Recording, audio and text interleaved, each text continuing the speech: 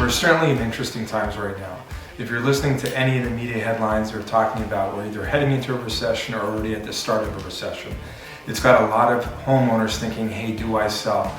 Not that they need to sell, but do I potentially test the market and see if I can actually get out while the market's still fairly decent.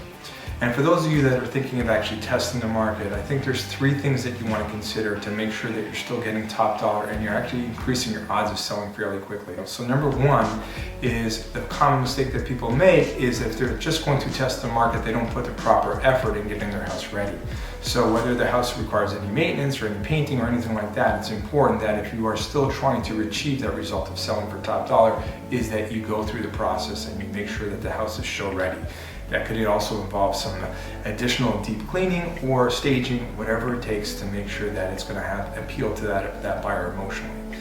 Number 2 is from a pricing standpoint, because people think, oh, I'm going to test the market, they may overprice the house, and that's going to limit people from coming to see it.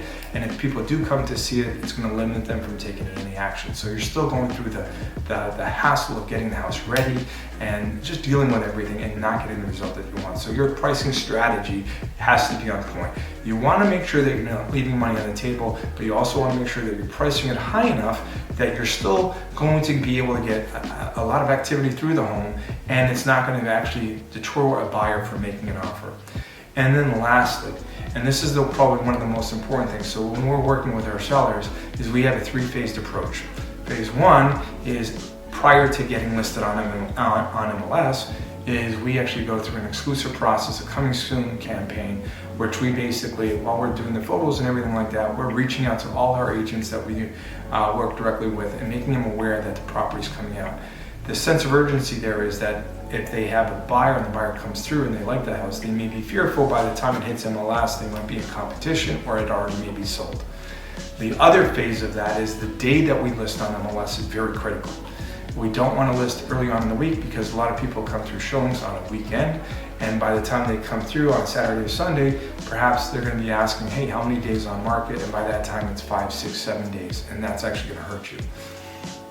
And then lastly is to create a sense of urgency. If we're listing on a Thursday, we'll be doing an open house on a Sunday. And why is that? Because if somebody comes through on a Thursday or Friday or Saturday and they really like the house and can comfortably afford it and are thinking of making an offer, they may not risk waiting till Sunday on the open house for somebody to come through. A lot of agents use open houses typically to get market themselves to other buyers and sellers, where we actually use that as a tool to create urgency and really sell the value of the home to any prospective buyers that come through. So hope that information is helpful. If you guys are looking at maybe selling your home and need any help, feel free to reach out.